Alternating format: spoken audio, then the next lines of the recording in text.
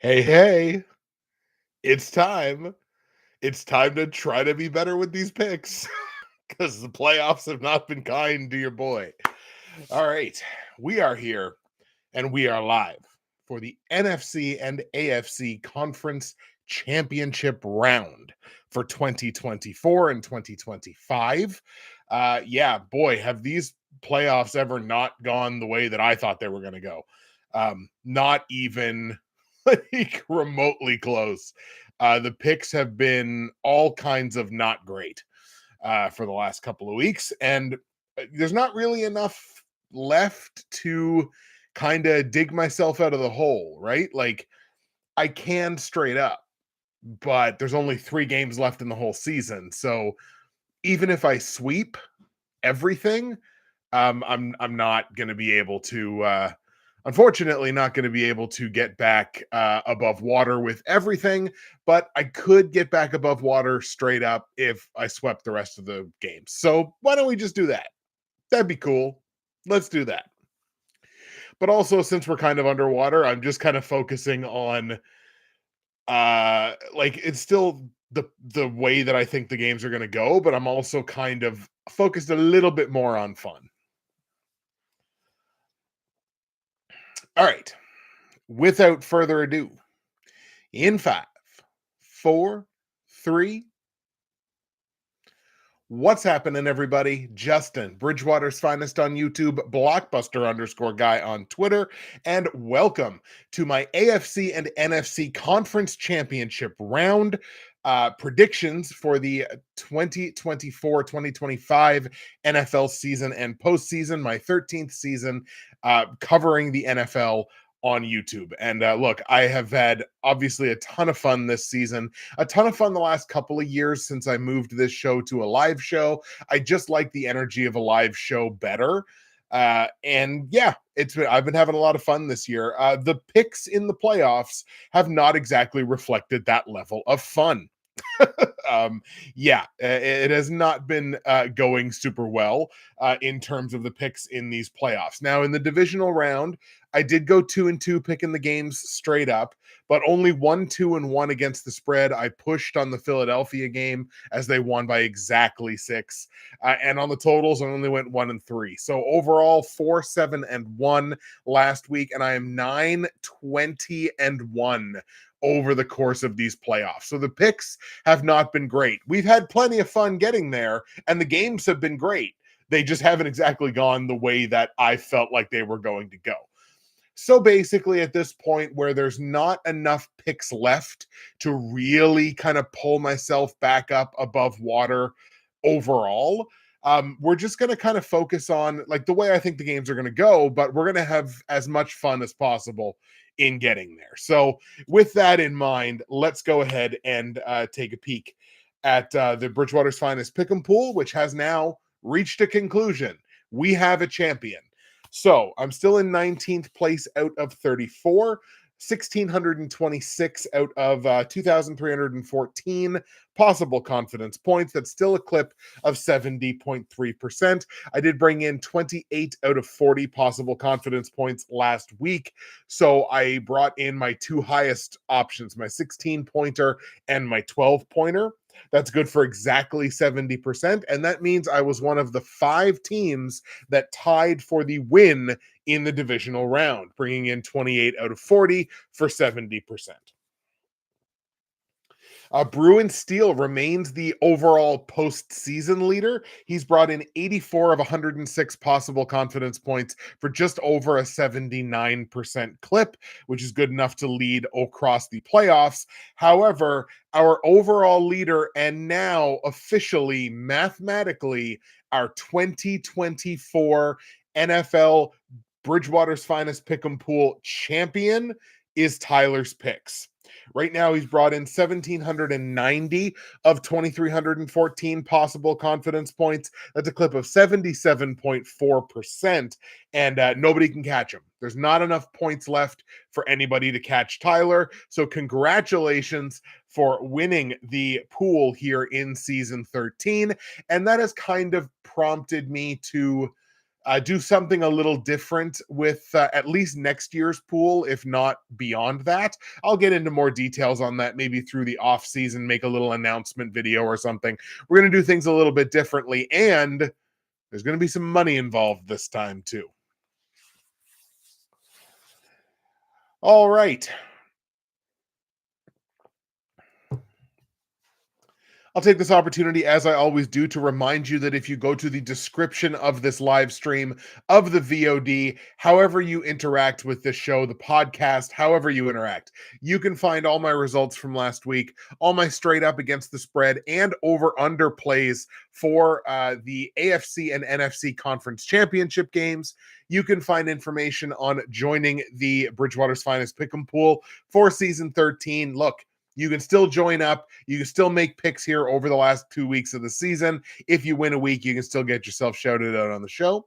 You can find information on joining the NFL YouTube Prognosticators Facebook page, and you can find information on my great friends and sponsors at the Dynasty Trade Calculator. Now, if you are like me and you've gotten into dynasty keeper and long-term fantasy football, the DTC is one of the absolute best resources available to you online for those things. They will cater to your specific league, and the way your league is configured, they will cater specific player rankings, trade evaluations. There's a bunch of great podcasts on there with a bunch of great experts, and for as little as a cup of coffee, you can gain access to this incredible tool. My affiliate link is down below in the description. So again, for as little as a cup of coffee, you can gain access to the Dynasty Trade Calculator. And ladies and gentlemen, Dynasty is all year long.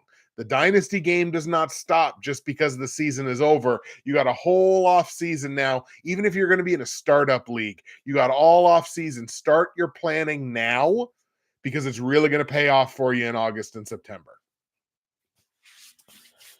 All right, let's take a peek in the chat here right quickly. Looks like we got Andrew and we've got Martin in the chat as well. Andrew saying Josh Harris, the new owner of the Washington Commanders, definitely made a difference with teams, but not with the 76ers. Also says it was a wild season and I wish I had time for a live show of my own. Yeah, again, doing the show live, it definitely offers an interesting, it's just an interesting format. Like I still enjoy doing videos, but I really like doing this show live. Your playoff record is like the 24 Edmonton Elks. No, man, my playoff record is more like the 22-23 Edmonton Elks, back when they really sucked. Not even an earthquake could stop Tyler. Congrats to him. And Martin says, you guys rock. Oh, Martin, thank you. I appreciate that so much. Do we pull a loan for next season in your pick'em pool? Nah, you won't have to do that, but we've got some ideas that we're bouncing back and forth for the pool. And how about a CFL live pick show this coming CFL season? I'll probably do maybe an episode or two live. Maybe I'll do like week 1 live or something like that to make it like kind of extra special. Again, I like doing the video format for the CFL show where there's, never more than 4 games. I like doing the video format, but hey, doing it live for week 1 might be a cool idea. Okay. Time to get into these games, ladies and gentlemen. The AFC title game and the NFC title game. Now, the NFC title game is scheduled first. It goes on Sunday at 3 p.m., and that sees the Washington Commanders on the road in Philadelphia taking on the Eagles, a divisional matchup there. And the AFC title game goes on second, kicking off at 6:30. That's between the Buffalo Bills and the Kansas City Chiefs at Arrowhead in Kansas City. But I'd like to actually do the reverse. I'd like to actually start with the AFC title game, even though it does go on second. I don't know. I have a bias to leaning towards the AFC, I guess, in these terms. So I'd just like to start with the AFC title game, and that's where we're going to kick things off.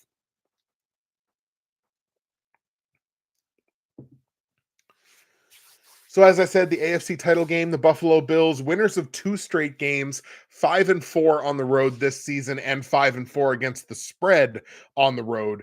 Travel to Kansas City, winners last week after losing in the last week of the season, aka intentionally losing in the last week of the season. A perfect 9-0 in Kansas City this season, but only 3-6 against the spread, only covering 3 of those 9 spreads at home this season. They were favorites every single game. I am going to give the Chiefs kind of the benefit of the long week treatment here, because even though it's only one day, they did play on Saturday and they're playing on Sunday this week. So even though in the post game, Andy Reid said, oh, it's a regular week, they do kind of get the benefit of that one extra day. So I guess I'll give them a little bit of a bump there. Chiefs are going to come into this game favorites just marginally, just a -1.5 is what they're a favorite of right now. And the point total is the same for both games, actually. It's set at 47.5 points. So like I said, the Chiefs are only 3-6 against the spread at home this season. They were a favorite in every single game.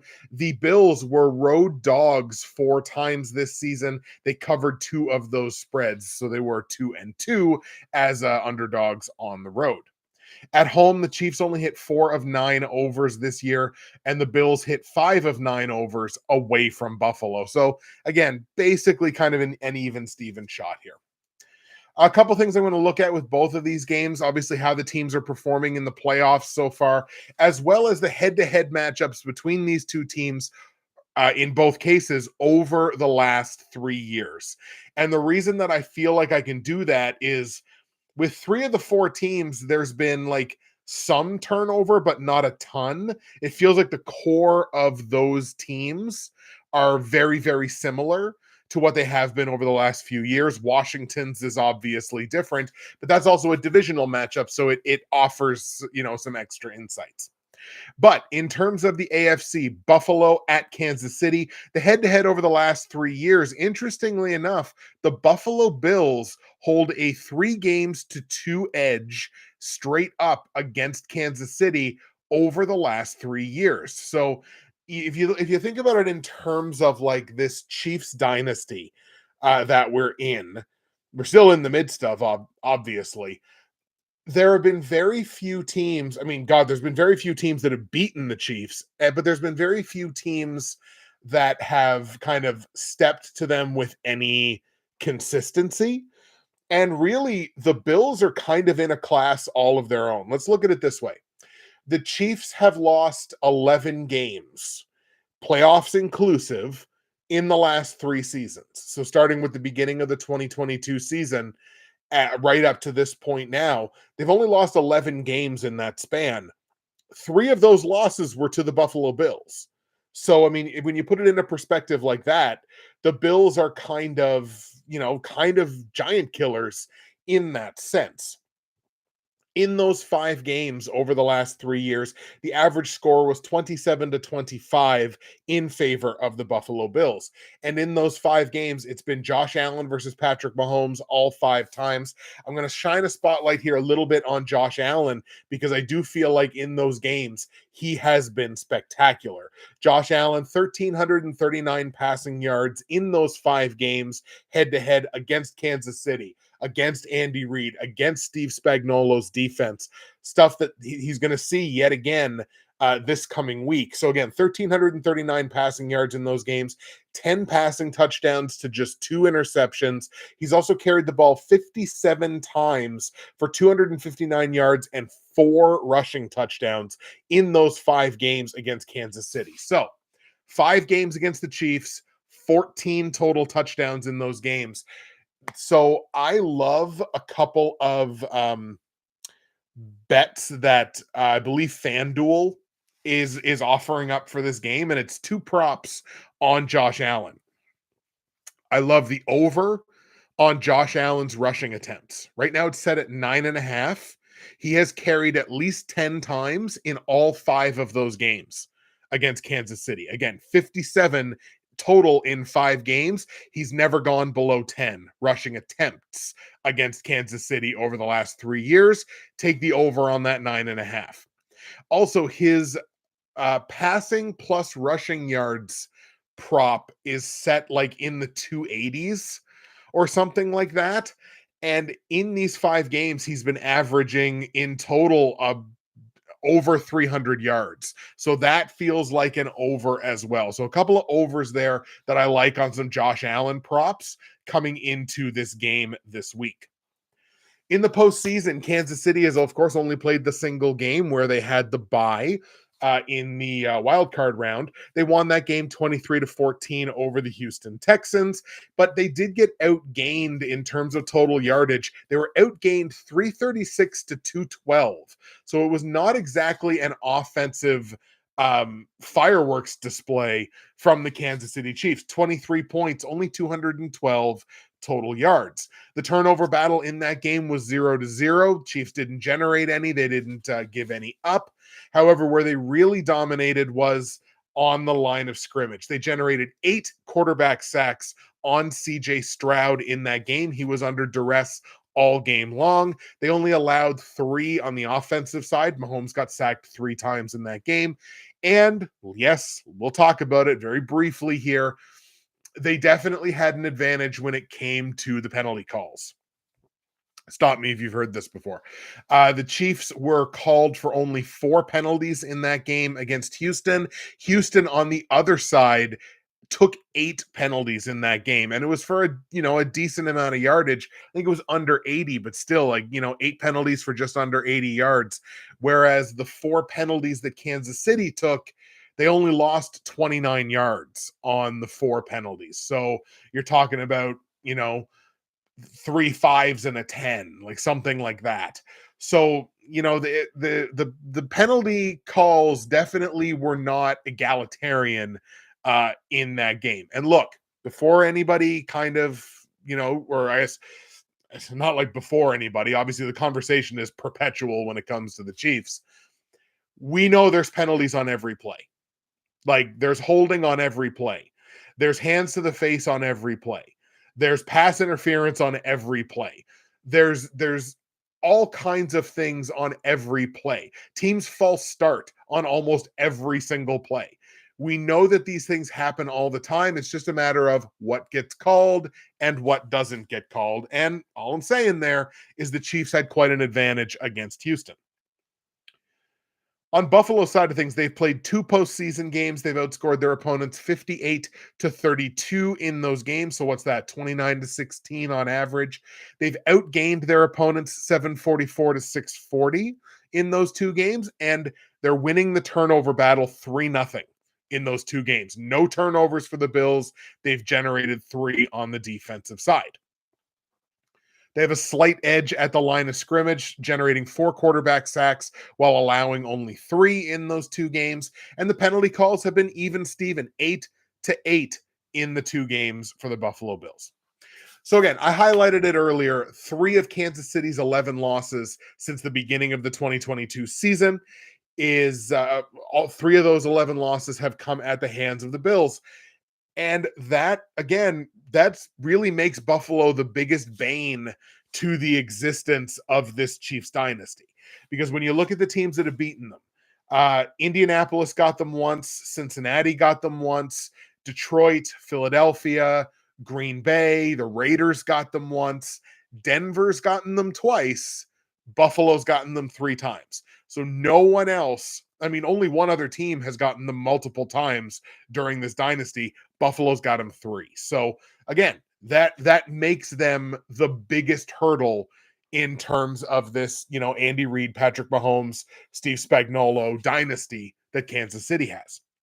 This has also been Mahomes' worst statistical season as a starting quarterback in terms of his passing yards, his yards per attempt, his touchdowns, his touchdown to interception ratio. All of those things were either career worsts on their own or tied a career worst. So again, I'm not saying the guy's a bad quarterback, not by any means, but statistically speaking, this was the weakest season of Patrick Mahomes' career as a starter.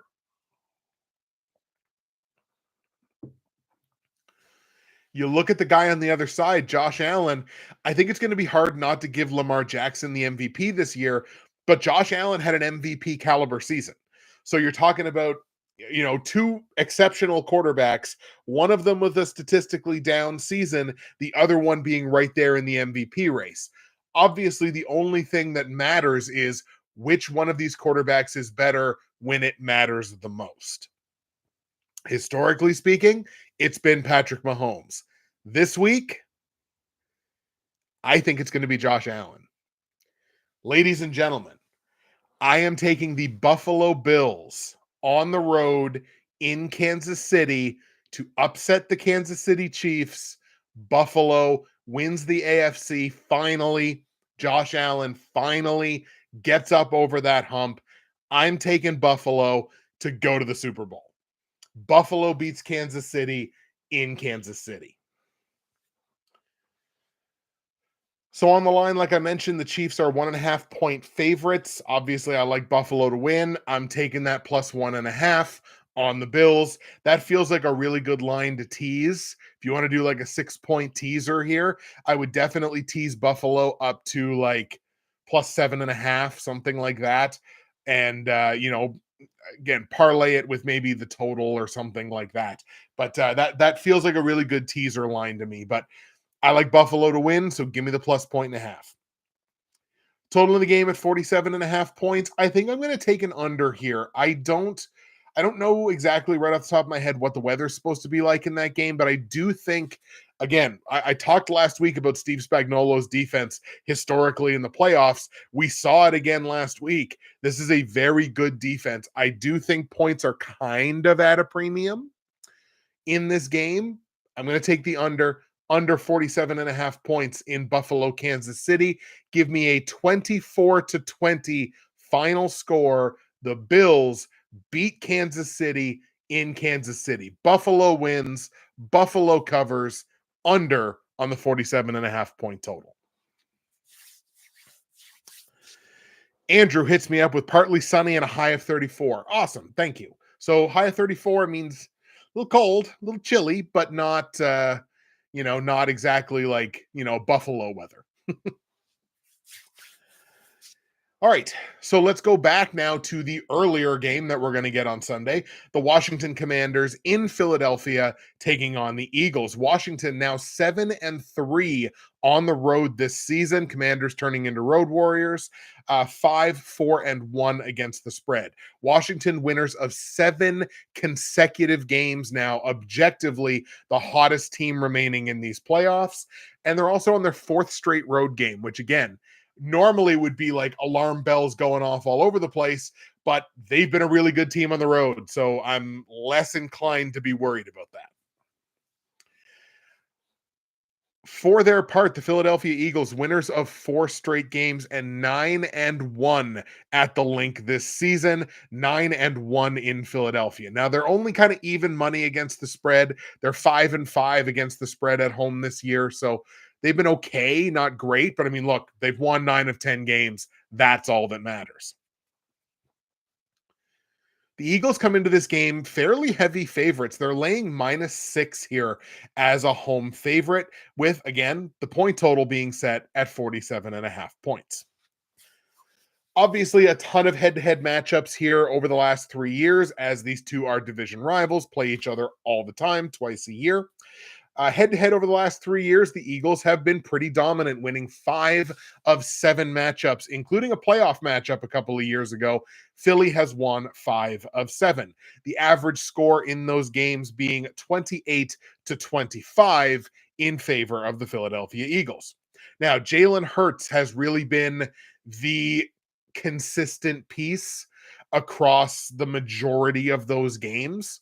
So the same way I kind of focused on Josh Allen in the video in the AFC preview, I'm going to focus in on Jalen Hurts here, as he's played at least a little bit in all 7 of those head-to-head matchups with Washington. And quite frankly, Hurts has been pretty darn good against the Commanders in recent memory. In those 7 games, 1,599 passing yards, 11 touchdowns to just 1 interception for Jalen Hurts against this Commanders defense. He's also added 212 yards on 48 carries and 2 rushing touchdowns. Now, it is interesting to note that the last game that these two played against each other, just back in late December, less than a month ago, or around a month ago, he was injured in that game. He only played, I think he only attempted 4 passes or something like that. So he was hurt.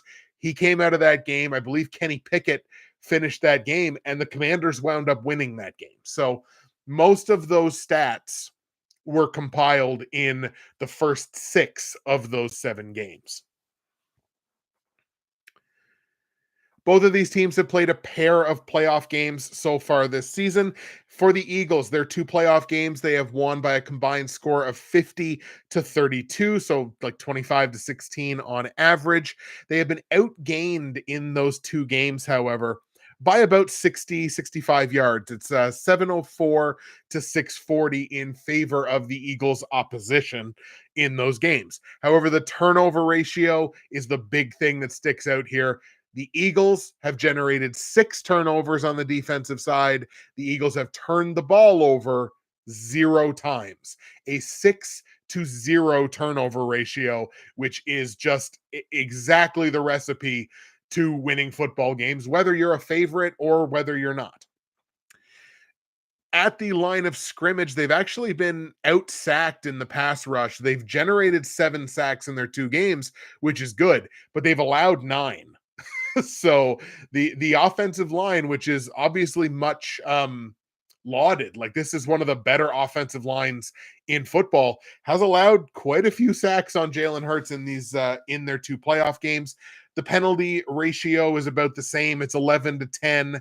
So the Eagles have committed 10 penalties. They've had their opponents commit 11.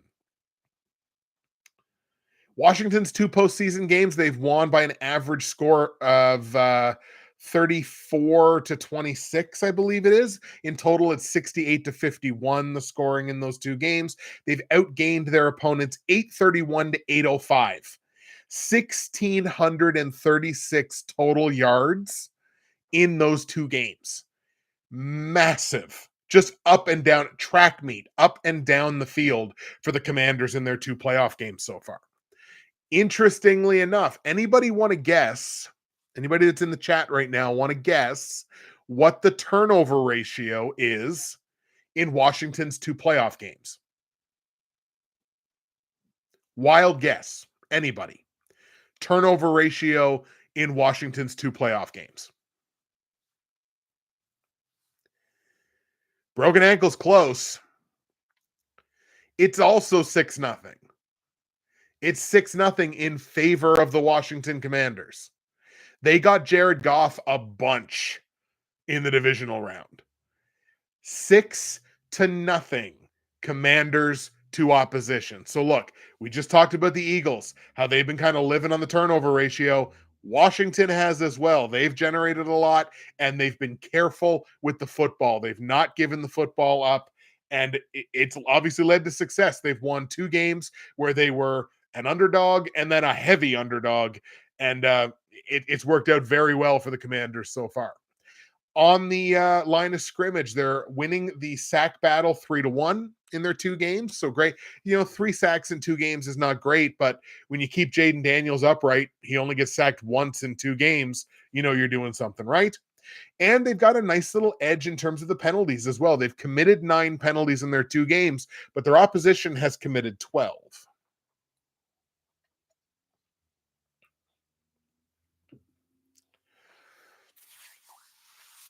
So, as I just indicated there, both of these teams are living off of the turnover ratio. On average, for both of these teams, 3-0 per game. So, I mean, both of these teams living off of the turnovers. And that is kind of reflective of the way the Eagles were through the regular season. Philadelphia was plus 11 in the turnover department through the regular season. Not so much the case for Washington. Washington was only plus 1 this season. So the question is, for the Commanders, is this a fluke? Like, you can have a 2-game stretch where you do great, which obviously they have.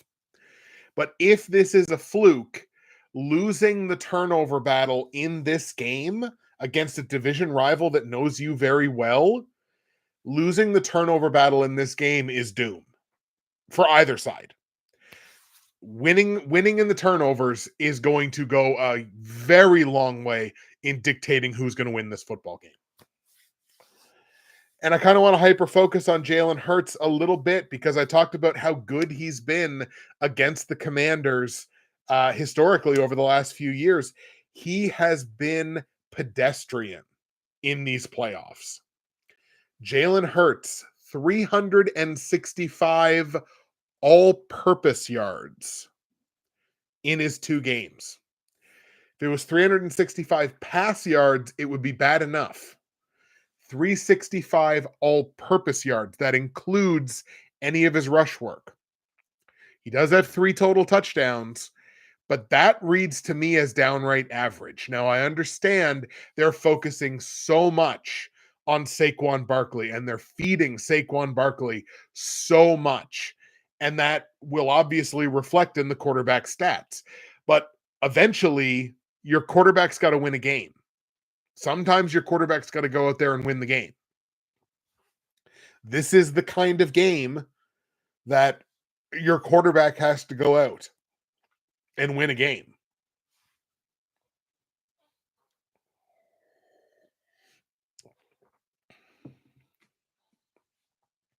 Reason that I say that is simple. Washington has turned their first 2 playoff games into track meets. If this game gets turned into a track meet, you're gonna come down to a moment here with 3 minutes left in the game where Jalen Hurts is gonna have to go out there and put a drive together.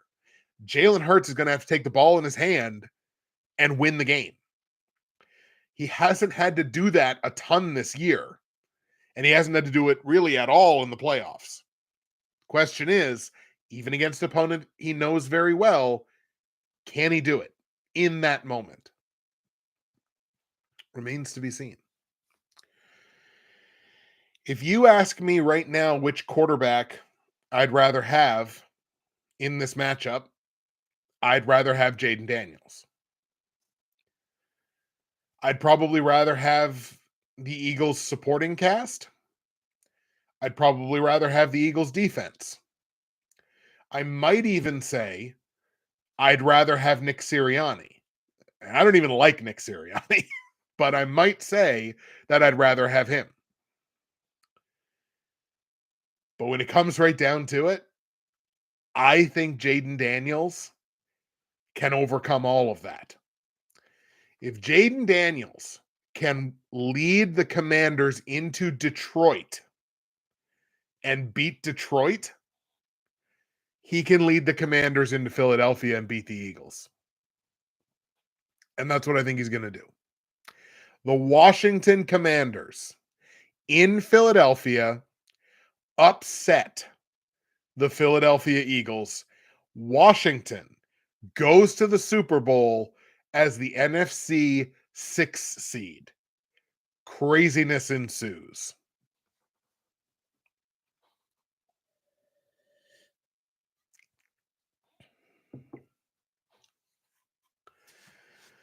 So as I mentioned, the Eagles laying -6, that's just too many points. Either way, however you want to go on this game, 6 points is too many. I think I even said it last week. I really feel it this week. 6 points in this case is too many. The Commanders were road dogs 7 times this year. Against the spread, they were 4-2-1. And then you want to give them almost a full touchdown. That doesn't make any sense to me. So give me the +6 on Washington. Obviously, I like them to win the game outright. But one way or the other, I really like the Commanders here +6. Total in the game set at 47.5 points. Philly only hit 3 of 10 overs in Philadelphia this year. Washington went 6-4 to the over away from home. Again, I feel like this game turns into a track meet. And if it does, I don't think it stays under this 47.5 points. So let's go over on it. Let's go over the 47.5 point total in Washington and Philadelphia. Let's go 30-23. Washington wins. Washington covers the +6 and give me an over on the 47.5 points. So my Super Bowl matchup for 2024 season is the Buffalo Bills and the Washington Commanders. Probably one of the least likely Super Bowl matchups I think that people could have predicted at the beginning of the season. I got Buffalo beating Kansas City 24-20. Bills win, Bills cover, under on the points. And I got the Washington Commanders beating Philadelphia 30-23. Commanders win, Commanders cover over on the point total. Thank you so much for stopping in and watching my episode here on the AFC and NFC Championship game. That's it for me, Justin, Bridgewater's Finest on YouTube, Blockbuster_guy on Twitter, and we will see you again next week for the Super Bowl LIX prediction video.